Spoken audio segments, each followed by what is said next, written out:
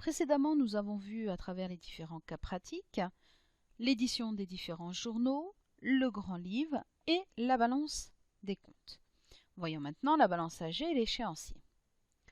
La balance AG et l'échéancier permettent de suivre l'activité de la société et, en fonction de la date d'échéance, estimer les recettes futures attendues par les clients, afficher les sommes à payer aux fournisseurs dans les prochains mois. Madame Lemoine se sert de ces deux états comme un prévisionnel de trésorerie. Allons consulter ces deux états. Passons à la mise en application de ce cas pratique. Pour éditer la balance AG, on va devoir aller dans le menu État, balance AG. À ce niveau-là, par défaut, il prend date de situation, la date du jour. Il est possible de borner des comptes généraux ou des comptes tiers. Par défaut, il est positionné sur la nature de compte client. De plus, je peux demander à imprimer, selon le sens du solde du tiers, d'inclure les écritures sans échéance et d'inclure les journaux de situation. Je vais cliquer sur le bouton OK. Je vais laisser les délais qui m'y sont déjà paramétrés, c'est-à-dire 30 pour le premier délai, 45 jours pour le deuxième délai et 60 jours pour le troisième délai. On va faire un aperçu. J'ai deux clients qui ont un solde du compte avec un solde non échu et un solde à plus de 46 jours. Il l'a fait d'après la date d'échéance sur la date la plus lointaine. Les critères ont une importance. Dans la balance AG, si je passe en critères étendus, je vais pouvoir dire ici, non pas d'après la date d'échéance, mais d'après la date d'écriture. Si je fais le même état, en aperçu, j'ai un résultat différent. Tout à l'heure, j'avais de plus de 46 jours. Maintenant, ceux de plus de 46 jours sont passés à plus de 61 jours, puisqu'il est parti de la date d'écriture et non de la date d'échéance. Vous comprendrez qu'il est important de bien renseigner les dates d'échéance au niveau des écritures, puisque ça a une incidence sur la balance AG. Je peux inclure les écritures sans échéance, mais cela veut dire qu'effectivement, il va regarder par rapport à la date d'écriture.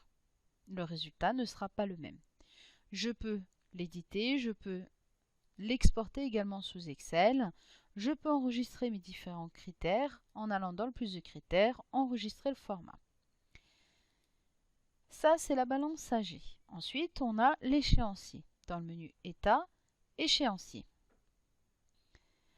Pour l'échéancier, je peux également borner les dates d'écriture, voire les dates d'échéance. Je peux borner sur le compte général.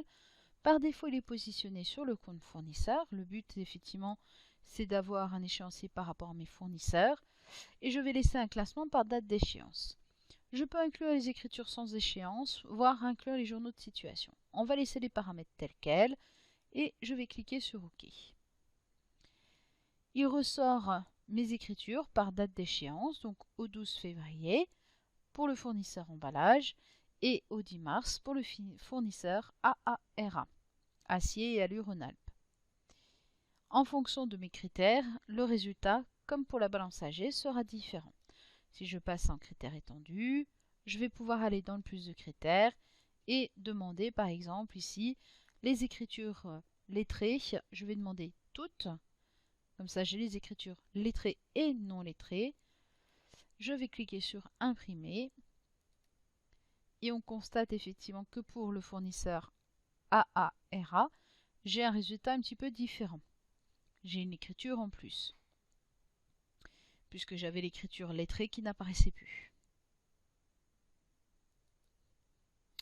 Voilà pour la balance AG et pour l'échéancier. Donc à travers ce cas pratique, on a vu l'édition de la balance AG et l'édition de l'échéancier. Les états tiers. Dans les états tiers, vous avez le grand livre, la balance, les statistiques, historique des rappels.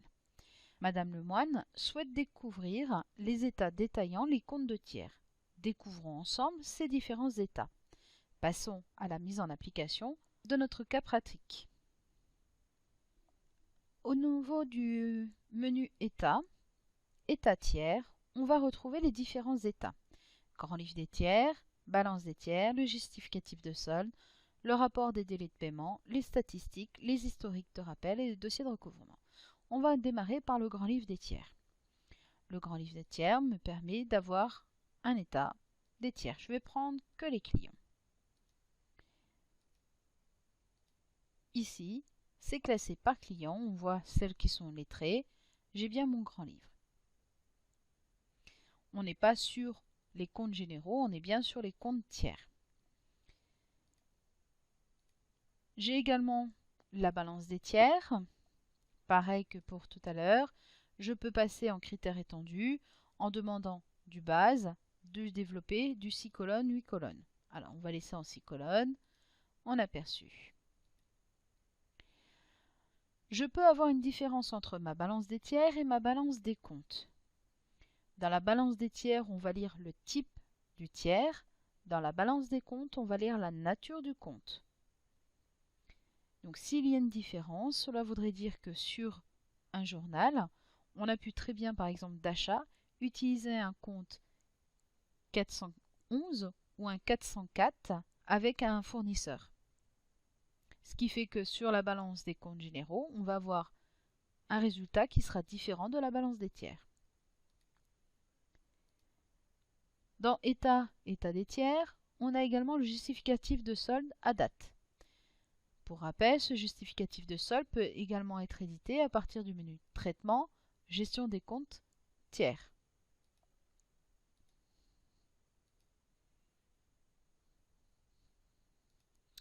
Dans le menu État des tiers, on a également le rapport de délai de paiement. On va le demander pour tous. Voilà, nombre de factures, nombre de retards avec les délais. Donc pour les clients, pour les fournisseurs. État des tiers, on a les statistiques tiers. Dans les statistiques tiers, on va passer en critères étendus. On va aller dans le plus de critères et on va demander que les distributeurs.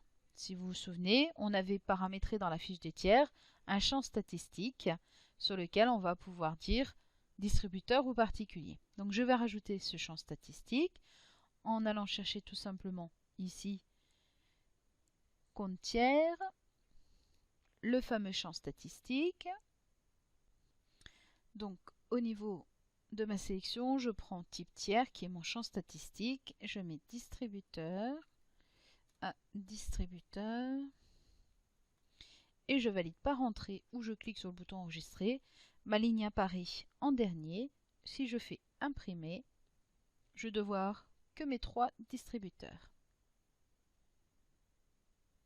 Si je modifie, je mets ici particulier à particulier, imprimer, je vais avoir mes 2 particuliers. Donc ça me permet effectivement, avec le type de tiers, ce champ statistique, d'avoir un état un peu plus précis au niveau des statistiques.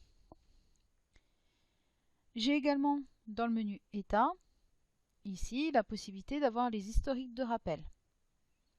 En aperçu.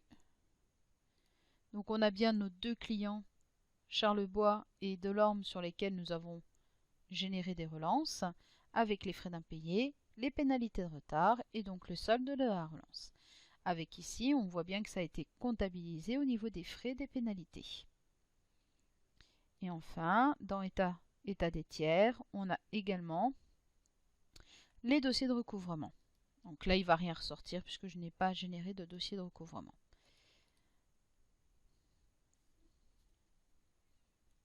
Nous venons de voir à travers ce cas pratique les différents états tiers, grand livre tiers, la balance des tiers, les statistiques tiers, les historiques de rappel et les dossiers de recouvrement. Passons à la dernière étape, le bilan, le compte de résultat et le solde intermédiaire de gestion. Madame Lemoine est chargée de préparer le travail de l'expert comptable et de fournir à Monsieur Bertrand, le dirigeant, des informations clés présentes sur le compte de résultat et le bilan. Découvrons comment personnaliser le compte de résultat, le bilan et le solde intermédiaire de gestion. Passons à la mise en application de notre cas pratique. Afin de pouvoir réaliser le bilan, le compte de résultat et le SIG, il y a un paramétrage préalable à réaliser. Le paramétrage préalable pour le bilan et le compte de résultat et le solde intermédiaire de gestion figure dans un fichier qui se nomme param.bcr. Dans le menu Fichier, Paramètres Société, Identification, Fichier lié. On retrouve ici Paramètres BCR. Ce fichier paramètres BCR se trouve dans le répertoire par défaut, c'est-à-dire dans C, Programme Data, Sage, Comptabilité,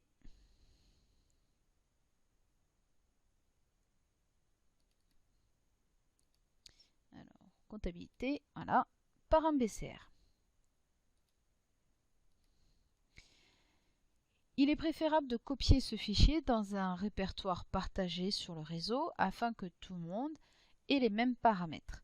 De plus, cela évitera lors de la prochaine mise à jour du logiciel que ce fichier param BCR que vous aurez personnalisé soit écrasé par la mise à jour. Une fois que vous avez copié-collé ce fichier dans un autre répertoire, vous devez revenir dans les paramètres société, identification fichier lié et pointer le fichier dans le nouveau répertoire. Une fois que vous l'avez fait, il suffira de rester dans les paramètres société, option d'impression, et là on retrouve le bilan. Au niveau du bilan, on va pouvoir personnaliser le bilan, le compte de résultat et le solde intermédiaire de gestion. Au niveau du bilan, on va retrouver différentes rubriques de type en tête, mais également des rubriques de type borne solde. Dans ces bornes soldes, on va indiquer quels sont les comptes que l'on souhaite récupérer, ou la racine des comptes, et dans quelles conditions. Est-ce que c'est débit, crédit, ou alors les deux. Il faut personnaliser, modifier ou rajouter des comptes au niveau des différentes rubriques. Pareil pour le compte de résultat. Ici, si je prends par exemple autre charge, j'ai différents comptes. Il va falloir adapter le fichier par rapport à votre société, par rapport à vos comptes comptables. Une fois le paramètre effectué, pareil pour le solde intermédiaire de gestion, il suffit alors d'éditer le bilan, le compte de résultat et le solde intermédiaire de gestion. Pour l'éditer, il faut passer par le menu État, Bilan, compte de résultat. Par défaut est coché le détail des comptes, impression bilan, impression compte de résultat et impression du solde intermédiaire de gestion. On va pour l'instant éditer que le bilan.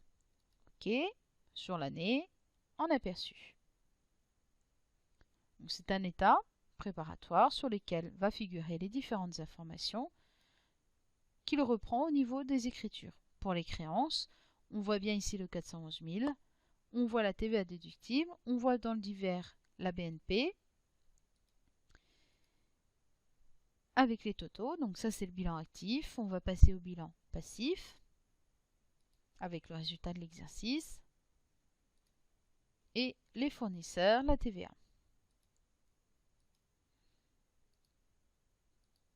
Si je refais bilan compte de résultat, on va demander cette fois-ci le compte de résultat. On a aperçu, toujours en laissant cocher impression du détail des comptes, ce qui permet ici de visualiser les comptes comptables et le total associé à ces comptes. Donc on retrouve bien les comptes de charge, le solde, et on va passer au produit, le solde, le total général de l'État.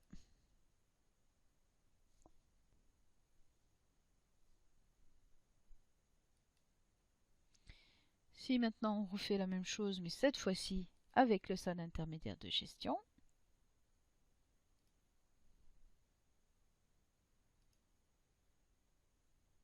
on a les différentes informations. Tout ça provient du paramétrage qu'on aura fait sur le fichier param.bcr.